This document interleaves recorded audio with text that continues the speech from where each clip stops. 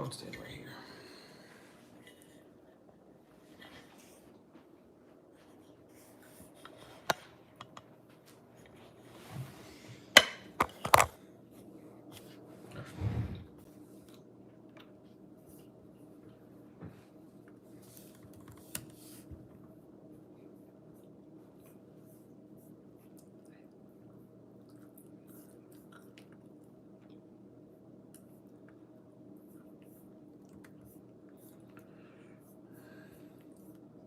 Hello.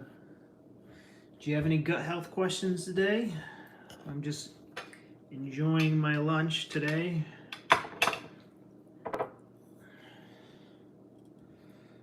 I don't normally eat these super lame soy sauces. It's like a soy-free, gluten-free soy sauce with coconut aminos. Ugh. Usually I just like normal soy sauce because I'm not afraid of my own shadow. What are you going to talk about today? Whatever you guys want me to talk about. I need to get some soy sauce. I don't know what this is.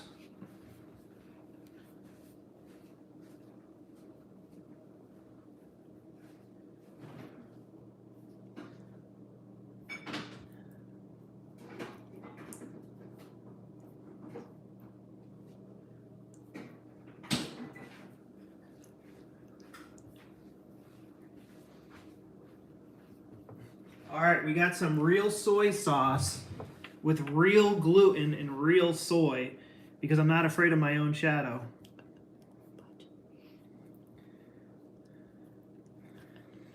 The other day I saw, I think it was Sean Baker. Someone was like asking him he's like this huge dude. I can deadlift your car. Could you give me your opinion about butter, Mr. Dr. Baker? Butter will fucking kill you. It's baby food. Shut up and eat it. The vitamin A is going to kill you. The vitamin D is going to kill you. The vitamin K is... Shut up and eat your butter.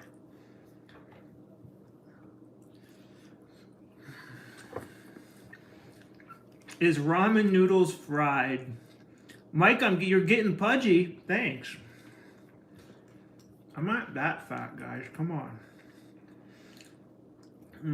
So, I'm eating steak I got from Whole Foods. We got sirloin.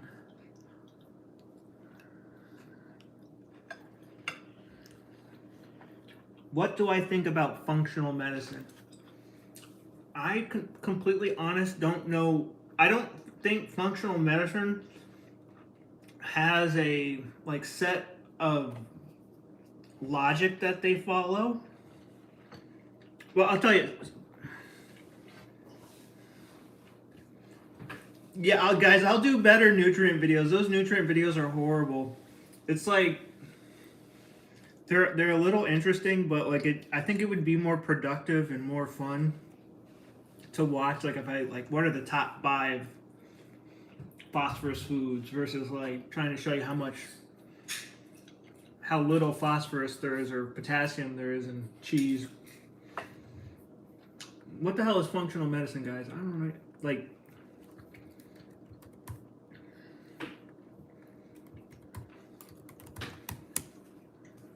Functional medicine. What is it?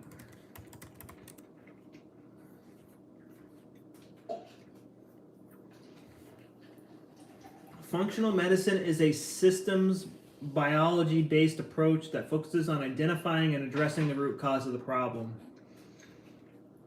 So, I mean, you would get excited about, that's something to get excited about, but most of the time they're not addressing the root cause. So,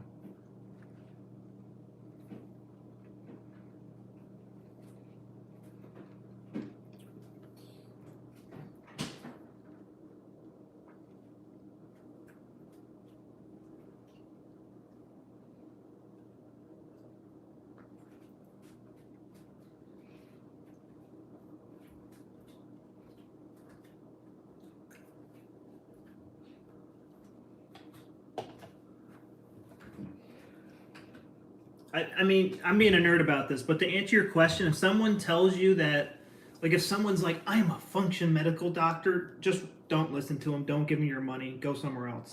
Because they don't know what they're talking about.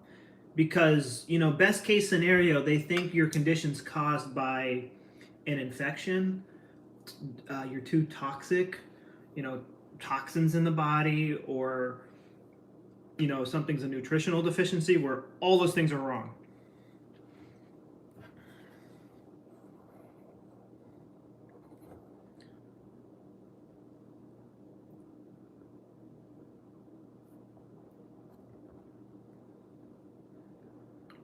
Are ramen noodles fried good for your gut? I mean, ramen noodles are fine. Ramen noodles have eggs in them, so I guess they're a little bit more nutritious than like regular pasta, but regular pasta has eggs in it too, though, so never mind.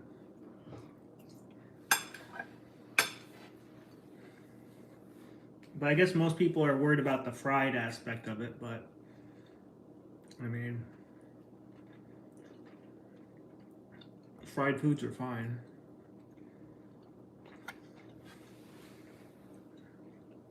Yeah, Paul Saladino. Dude's afraid of his own shadow, man. I mean, he's better than. I'll give him this. He's one of the better carnivores. Carnivore diet is a lot easier to follow when, you know, he's eating organ meats. That's good. And the body really does need a good source of sugar. So fruits are, like, I think that's the one big drawback of the carnivore diet, is that the body's not getting enough sugar. The body needs sugar. The brain needs sugar to operate.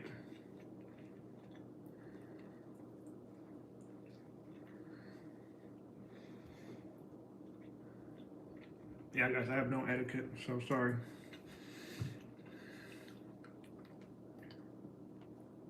At least I chew with my mouth closed, right?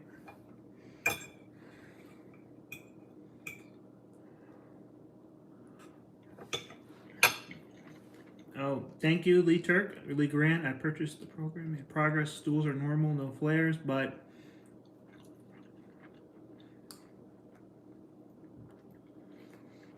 no, I don't know what that is. So your stools are normal, no flares, but they're thin and they're sandy. I'm not sure what's causing the sandiness. Activated charcoal isn't going to help you fully heal. There's probably some things still going on with the conflict. That would be my first guess. So somehow the conflict, you know, maybe you've done a lot of work on the conflict, and that's great, but maybe there's still some stuff going on there. Yeah, it's so silly to demonize grains. Like, especially if you have any sort of ancestral knowledge, it's just silly. Phytic acid's so bad for you. Phytic acid's phosphorus. Shut up.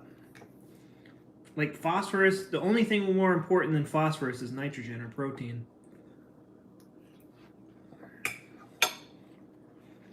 Who has questions? Anybody? I'll answer anything.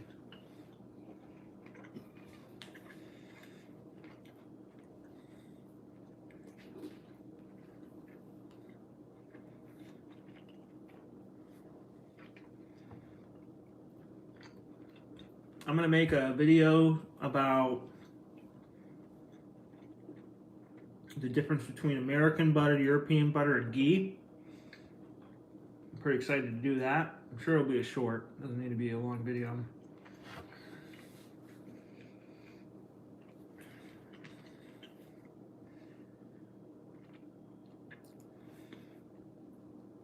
What was my stressful situation that caught me off guard? So I have a few good guesses, but I don't actually know because I was so little when it happened.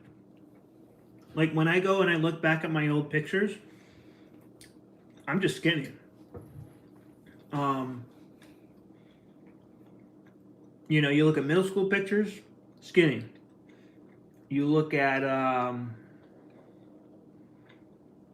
elementary school, elementary school pictures, I'm still skinny. So yeah, I can remember. I remember in middle school it getting pretty bad, and the one conflict shock that I really do remember that probably kicked things into overdrive was my dad taking away my Nintendo for the whole summer because my brother jumped off the roof to impress a girl and he broke his arm, and we were supposed to stop him.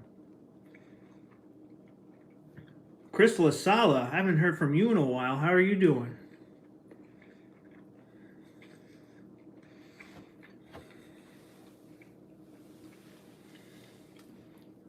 Should you make kefir at home if it helps? I personally cannot stand the taste of kefir. It is a great food to eat. Guys, I gotta get a drink. My I think, what is that? Is that ginger ale? Mm-hmm. All right, guys, I got ginger ale with no ginger in it, but it does have sugar and not high fructose corn syrup. Thankfully, I can't stand high fructose corn syrup.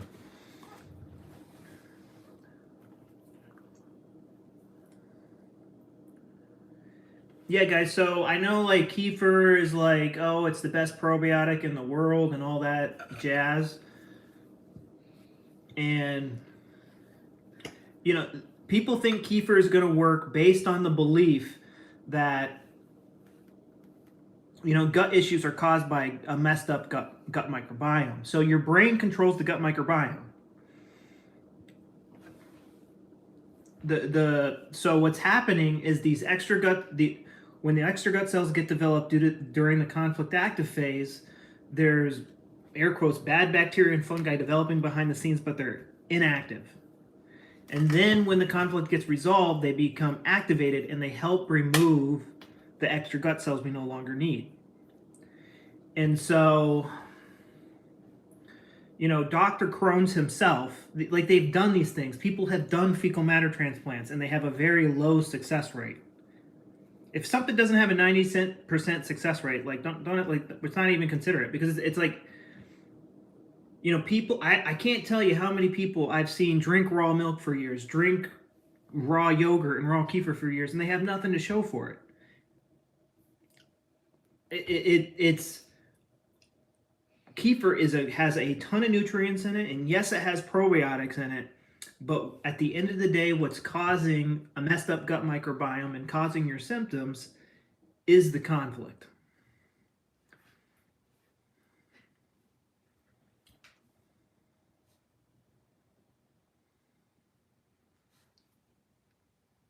Oh, hey, Mike, been following me before I went to Ukraine. We've been through a lot together then. What is the 3 most important aspects of healing your gut? That is a good question. One is to stop blaming food.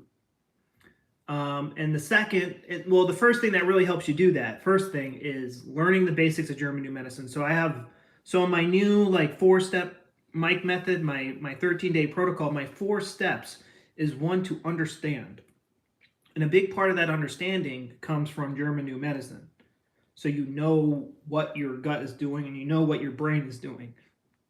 So learning the basics of German New Medicine, which I do on my channel, and pretty much everything I say, anything that comes out of my mouth is from that perspective, you know, and I got rid of all my old videos that don't have that perspective. 2 is stop blaming food, and usually that happens when you find your original conflict and you understand your current conflict. It's just insane to blame food once you understand those 2 things, and you just won't do it anymore. So I would say the 3 biggest aspects are learning German New Medicine, not blaming food, and then finding what your triggers are. And if it's Crohn's, I don't know if it's Crohn's. Yeah, we want to look, like if you just document like what you're doing when you get symptoms, you'll start to see a pattern, and you can see how it relates to the trauma in your life. Like all my trauma, I know it sounds stupid, but it's all about like having the Nintendo 64 controller like ripped out of my hands when I was little.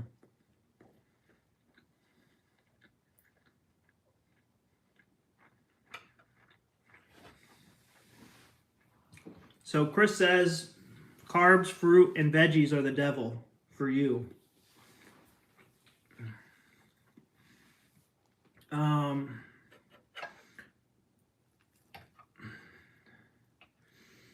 You know, Chris, you probably know more about Christianity than I do.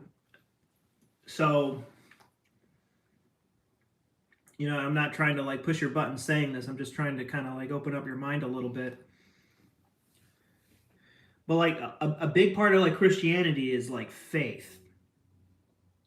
Can I eat this without having a panic attack, or without having anxiety, without having fear, without having anger?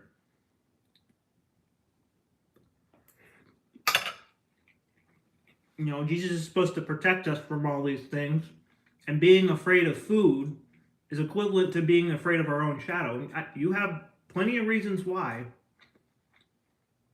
to be afraid of food, but being afraid of food, even though Jesus said that you could eat poison and do all this stuff, and he gives you the power to heal with your hands and all that stuff, just demonstrates an extreme lack of faith,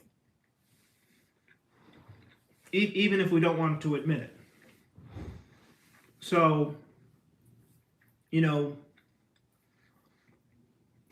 I think it would be nice if the Bible pointed out how our body actually works, which maybe that's been yanked out or what.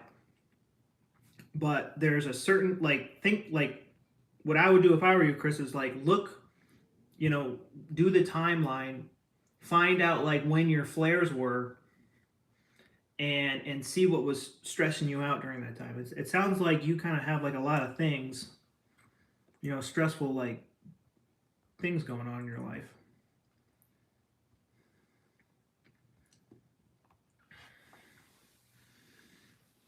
Utica, New York is getting busy. I don't know. I don't think I've been to Utica. I've been to Ithaca.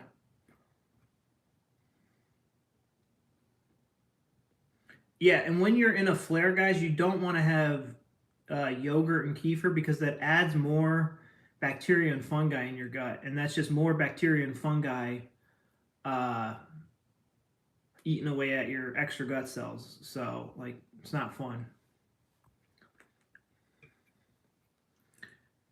All right, guys. I need to start eating. I haven't eaten yet.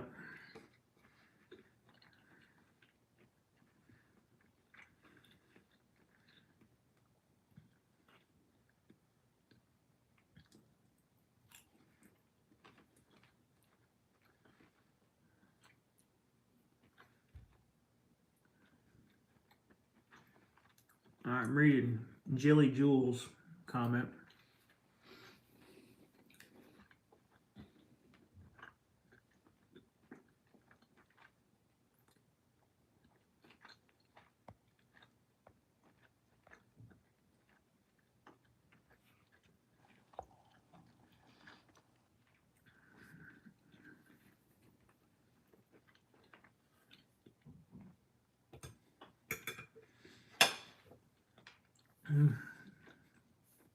Chewy bit, guys.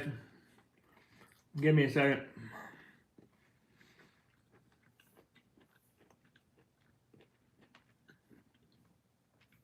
Jilly Jules.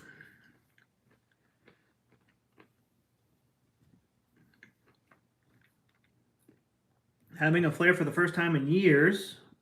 I put myself on a liquid diet for relief.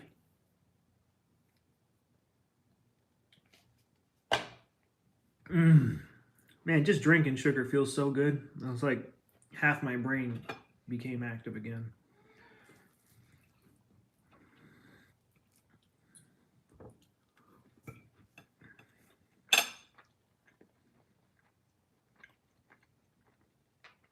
So,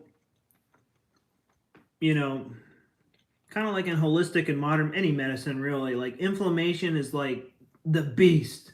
Inflammation's everybody's fault. It's like everything's fault is inflammation. Inflammation is the worst thing in the world.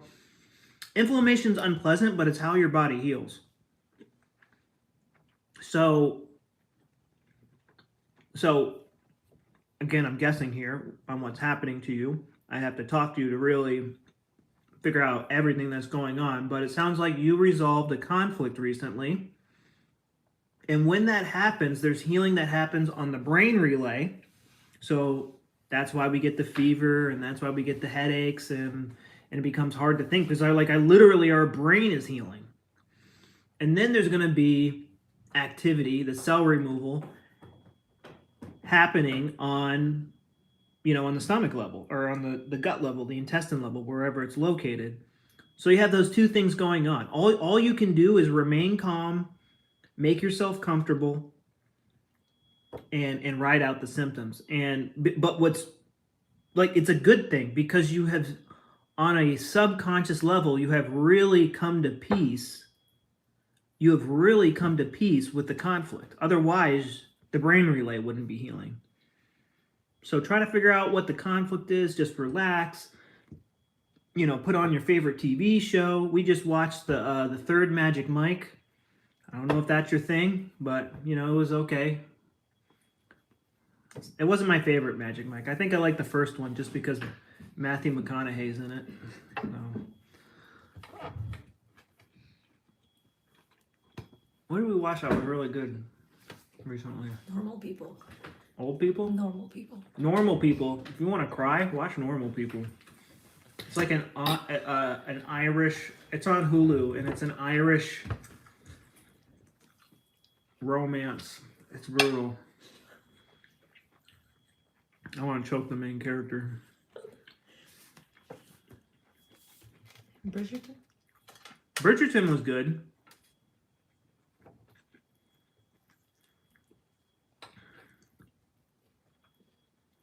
So someone's talking about, is belly breathing helpful? I mean, yeah. Breathing slowly kind of helps calm down the autonomic nervous system. Dr. Huberman was talking about something that he likes to do where you go, I'm probably doing this wrong, so where you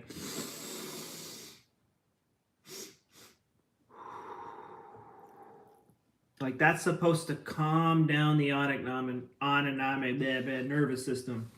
So you'll notice what gets my autonomic nervous system going. So right now I was just on my new computer, I was trying to get YouTube live going, and it's like, I can't find your microphone. It's like, what do you mean you can't find my microphone? So that used those sort of things used to really get me wild up, and then I was like, you know what, whatever, I'll just do it on my phone. Whatever. If my stupid updoor neighbors, these guys are a bunch of idiots, if they start making noise, my autonomic nervous system goes like this, and then I start to become hypersensitive. The noises become louder in my head. I just become super irritable. And so doing that breathing technique helps calm you down.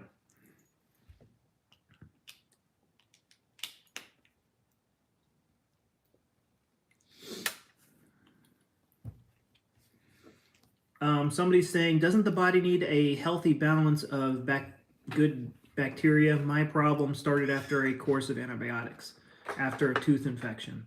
So you needed to take, antibiotics previous. The antibiotics didn't cause this problem.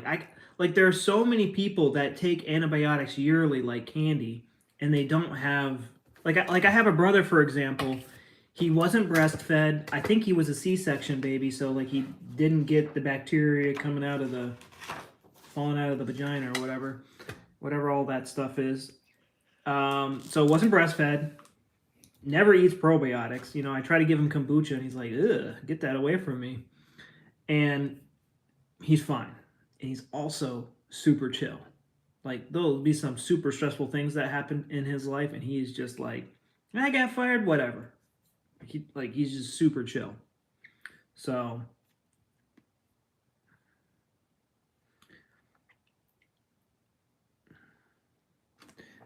guy, if you took antibiotics, something was wrong before you took antibiotics. It wasn't the antibiotics. Antibiotics can actually, I know the holistic community demonizes anything that's not natural, but antibiotics can be, save somebody a lot of pain. It can save someone's life in the right situation. And I used to be an Antibiotic Nazi. So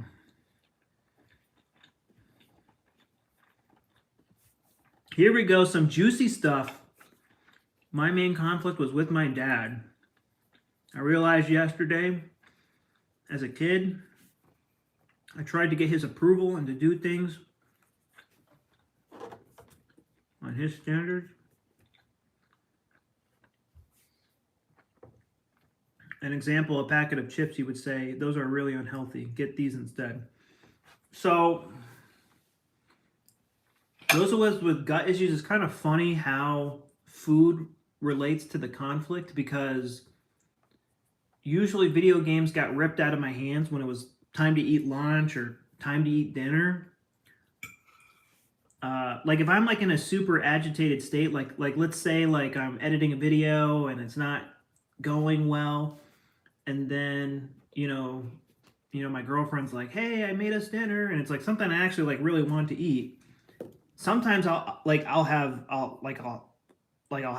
diarrhea. And it's because it's a subconscious reminder of my parents ripping me off the video games, for lunch or dinner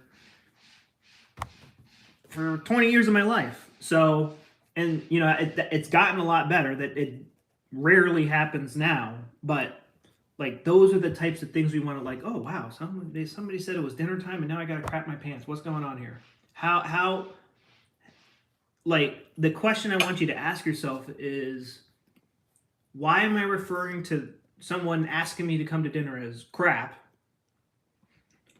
Because what's the crap that's getting in the way of me absorbing and digesting something important to my survival? So like video games, the project, the video, the YouTube video, that's like I'm digesting it and absorbing it according to my brainstem, because it's a brainstem and it thinks in very basic brainstem. Need this to survive. Brainstem, need fork to eat food. Brainstem. The brainstem is only concerned with getting things and pooping out crap. That is like its main function.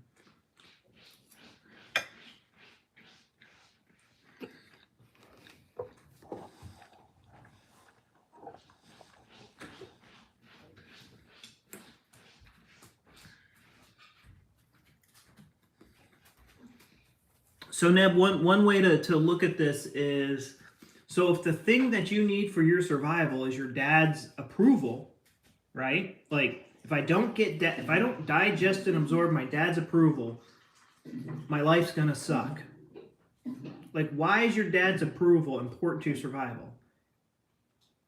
Well, I mean, for me, I can answer that and it makes complete sense. It's like, hey, if I didn't have my dad's approval, I couldn't play video games, I couldn't do what I wanted, life would suck. But maybe now you don't live at home anymore and it's not as big of a deal. Like it's a perception shift. Like we're shifting, like it's like, I know this sounds silly, because like to the conscious mind it's like silly. The conscious mind hopefully is like, oh yeah, well, that doesn't make any sense. But the subconscious mind is like running on autopilot. And we need to convince the subconscious mind that like we don't need my dad's approval anymore.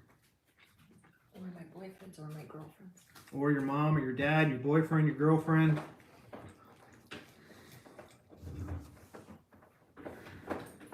Teacher. Yes, I need the approval of somebody who makes $30K a year. I need their approval more than anything. Fuck them. Some of them are nice. Sorry. I have a lot of school trauma if you can't tell.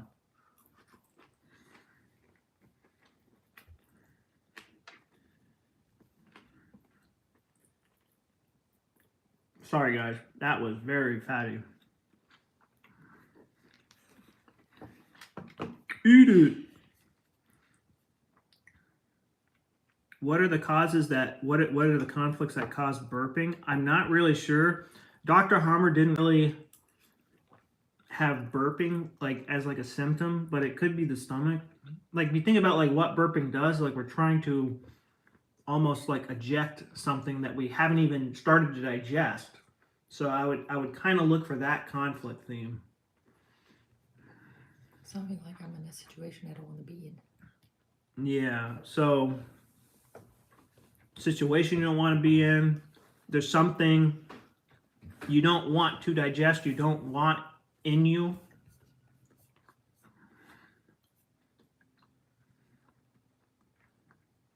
Like I would document like when you get burping fits. It's not random. Like, you know, like, oh, every time my mom calls, I get burping fits. Oh, every time I get an email from my boss, I get burping fits. There's something like that going on.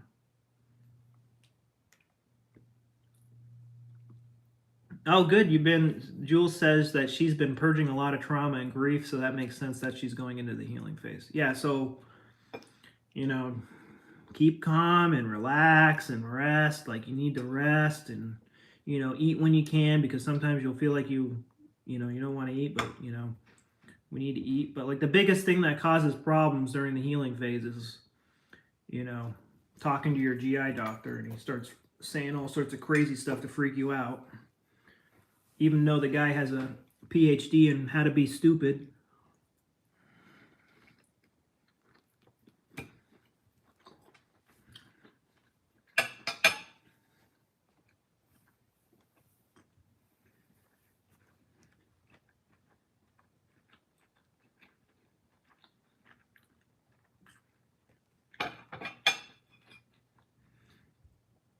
Sometimes Chris is saying, sometimes I feel like you need to cast out a demon to be released from the traumatic past memories and offenses. Yeah, maybe. I don't know if I believe that, but maybe doing the exorcism ritual on someone like allows their brain to gives their brain permission to let it go. But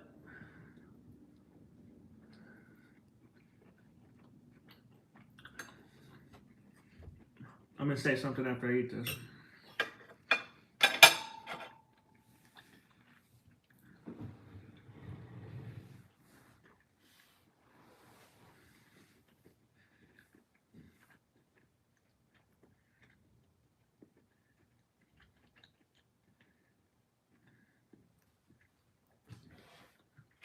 You know, the thing, I'm not like trying to harp on anybody except for the psychologist because like a lot of them, like if you ask like a psychologist or whatever they're called, psychotherapists, you're just like, what's an emotion? And they'll be like, they're gonna give you some stupid answer 9 times out of 10. And then if you ask them like what trauma is, they're gonna give you a stupid answer 9 out of 10. And I'm probably being generous. It's probably 99 times out of 100. Trauma, and there's probably a better word for it,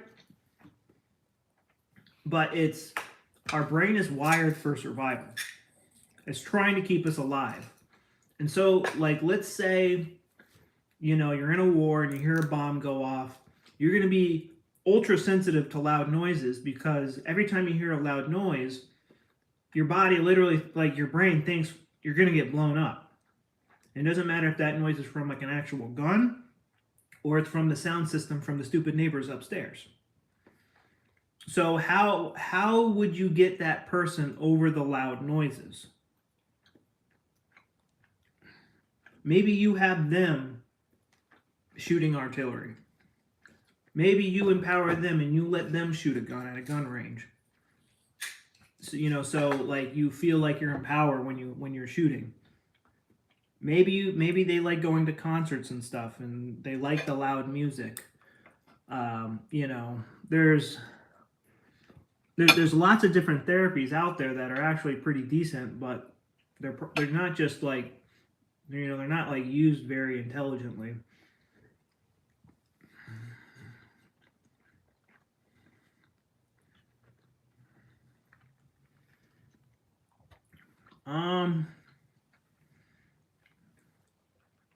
Mesquite is saying, when I was on a vegan diet for months, I remember having a normal CRP during a flare. Is it possible my body could not produce inflammation during it because I was so deficient? I don't think so because like think about it. Like if someone, like while you're vegan, you know, if like someone punched you, your tissues would become inflamed. So I don't think so. CRP levels can change very fast. People who have fatigue and or who have like joint programs and bones programs going, they're going to have very high like inflammation levels in their blood. So that's a good question, but I don't think so.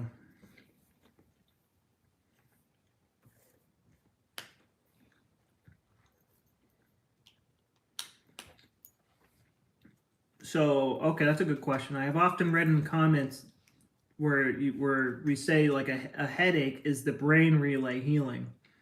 How did I come to this conclusion? So I didn't come to this conclusion. Dr. Hammer did, and so the foundation of his research, where he can, you know, make such alien claims, is he was looking at brain CT scans. And so when somebody was in the conflict active phase, the rings in the brain would be very sharp. They'd be sharp and distinct looking. And then when someone would resolve that conflict, he would do another CT scan because their symptoms would change depending on what organ was affected. And then he would see the rings would be washed out and there'd be a lot of water in the brain because we need water as part of the inflammation process, and it heals the relay.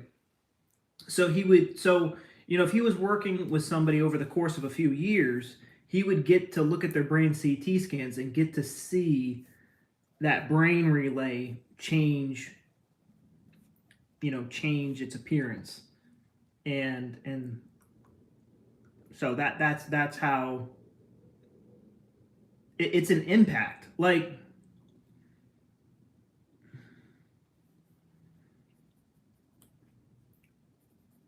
the nerves communicate through electricity, right?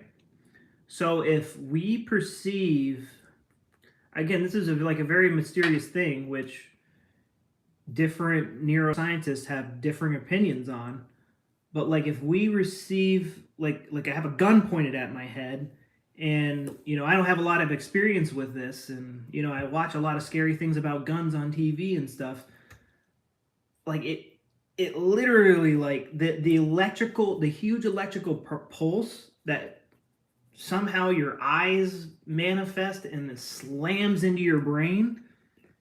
Maybe that creates the Hammer focus, those rings in the. I don't know. That's just my guess, but I think something like that is happening. Like this electric pulse just smashes into the brain. Like the size of the Hammer focus depends on the intensity of the shock of the conflict.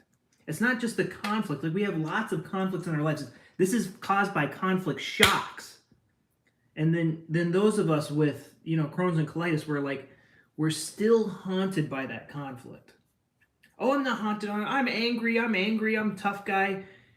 Getting angry at something means you're haunted by it because you still feel like it threatens your survival, but you still feel like you can fight it. I remember I used to get like off and I'm not afraid of it. I'm angry and I'll punch it in its face. That means if you want to punch something in its face, that means you are threatened by it in some way, and then you feel the need to punch it in the face.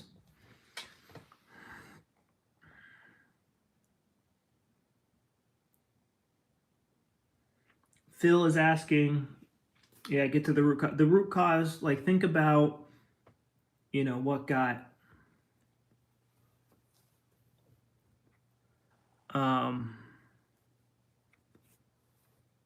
yeah, just, you know, try to link it to, you know, like every time you get a flare, be like, okay, what was stressing me out? Did my girlfriend break up with me? Did my neighbor run over my dog? You know, like what happened?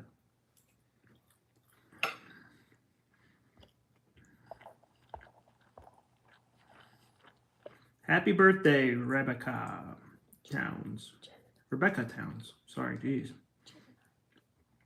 You're a Gemini.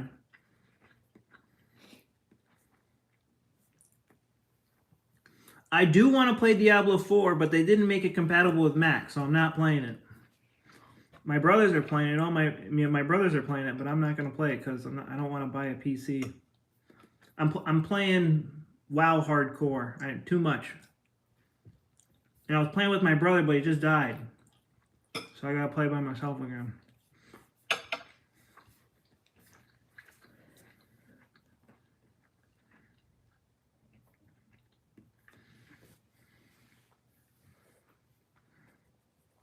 So Mestique, sorry, I see your comments all the time. Sorry if I can't pronounce your screen name. I used to throw up every time we went to the car on a car trip. Only when I smelled one car we were taking on a long trip. And knowing G&M can make total sense now. So I'm sensitive to car rides too, because not that I'm gonna throw up and crap myself in the car, but I get super angry and irritable, especially when idiots don't know how to drive straight on the freaking interstate. Like, just go straight. Like, what the hell are you guys doing? And like every day, like, just people like, I'm gonna make the life decision to commute 2 hours to and from work every day. Like, design your life better so the world's not a piece of dog crap. Like, if everyone just had like a little personal responsibility, the world would be a little bit better place and there wouldn't be traffic. So, as you can tell, like, the average person doesn't talk like that about traffic. They just, I don't know how, it doesn't make sense to me. They just suffer in silence in traffic, but they're not suffering. Like, it's just, I don't know, that's just part of what they do. But the reason why, like, I'm so sensitive to traffic, like, how did that hurt my survival growing up? So in middle school, that was like my first big experience with traffic, because I would go to school, then I would come back, and then we would go to hockey practice. And the closest ice rink in Virginia Beach, Virginia, yeah, there's the beach, they have ice rinks, but it would be 30 minutes away from our house without traffic. And so with traffic, it was usually an hour away. So we were just in the car, stuck in traffic a lot. And, like, I wanted to do things after school. Like, I wanted to go hang out with friends. I wanted to play video games. Like, I didn't want to, like, just sit in the car and sit in traffic all day. So, and that was where I experienced the most traffic. And that was like for 4 years straight. It was just like traffic.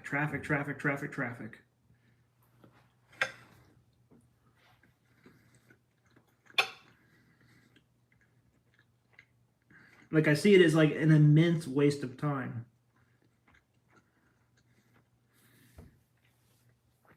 But like, okay, great, Mike, you hate traffic. So how do you get over that? So it's a little bit of two things. It's a perception thing. I live in LA. You just deal with traffic. Like, it doesn't matter what time you leave the house. You leave the house at 10 o'clock. There's traffic. If you're going to LAX or something, there's always traffic. So, like, I could design my life so I'm hitting the least amount of traffic. I can tell myself, like, hey, I need to make the other parts of my life more efficient so that when I am stuck in traffic, it's not such a big deal. Like getting super angry about traffic comes from a place of lack, and that's what Crohn's is. If you talk to certain G&M people, it's like, I can't digest this thing. Maybe it's time, and it's like it's a sense of lack. Like, I don't have enough time. All right, we have a excerpt from the Bible here.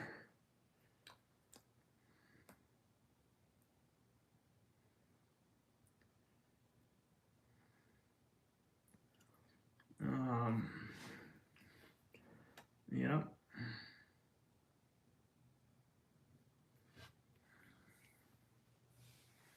Can not getting enough sleep affect your gut? It definitely doesn't make things easier, but usually a sign of not being able to sleep is that you're hyper stressed out. So we need to change our perspective, deal with the stress so that we can get some sleep. Maybe we need to, take something to help us sleep, because sleep is important. But You know, sleep, it, like you not sleeping isn't causing your problems. It's the conflict, which is causing you not to be able to sleep and causing your gut to go in and out of overdrive. Like, that's kind of the way I would have you look at it, because like a lot of people are like, if you don't sleep, your eyeballs are going to fall out. Which is kind of true, I guess. But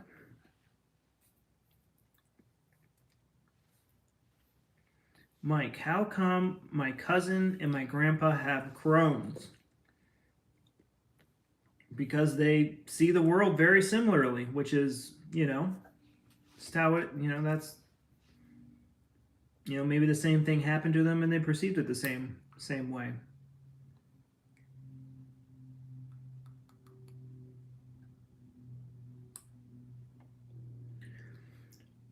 Yeah, it's very interesting, like what details our mind likes to pick up on. The smell, like I think people mainly like, as far as like the popularity of allergies, like peanut allergy is, you know, probably the most popular, just because it's so easy for the brain and for the nose to pick up on that. Like if you have like a bunch of foods on the table, you know, what are you going to smell? Probably the peanut butter.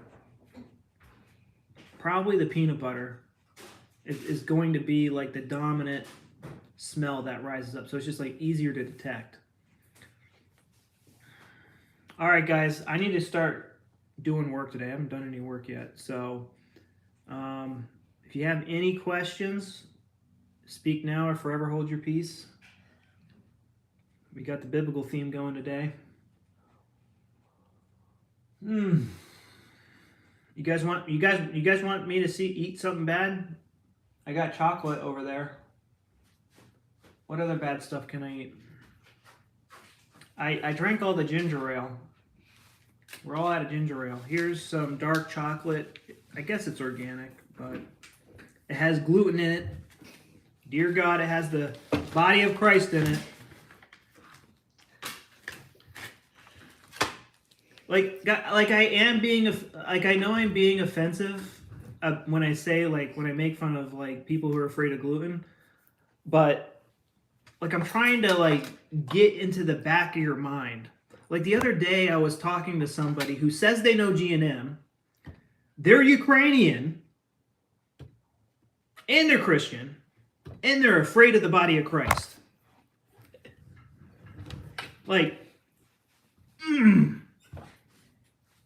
And in Ukraine, the flag is blue and it's gold. And the gold represents the blue skies and the golden fields of wheat. The food is on your flag and you're afraid of it.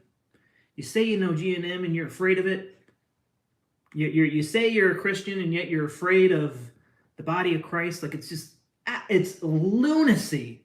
It's lunacy.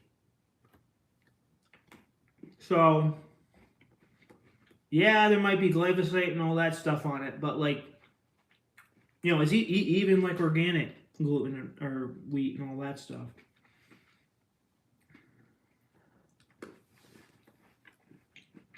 Oh, hey, my eyeballs fell out. What's my conflict?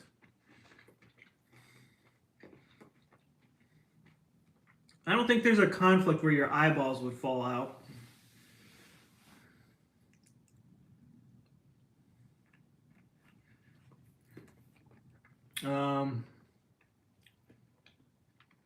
I haven't really looked at the eyebrow programs. I know I have one going, but my eyesight hasn't changed in years. Like every time I go to the doc, I go get my vision checked probably every 5 years, and it hasn't changed. And my battery's running out, guys. Oh man. Would you recommend prednisone? Is that what that is? To stop bleeding temporarily. I can't give medical advice, but you know, if there was blood coming out of my butthole, you know, what would I do? I wouldn't. I don't know if I could talk to a GI doctor and not kick him in the crotch. So that's kind of like, that wouldn't be good. Like I would probably end up assaulting him.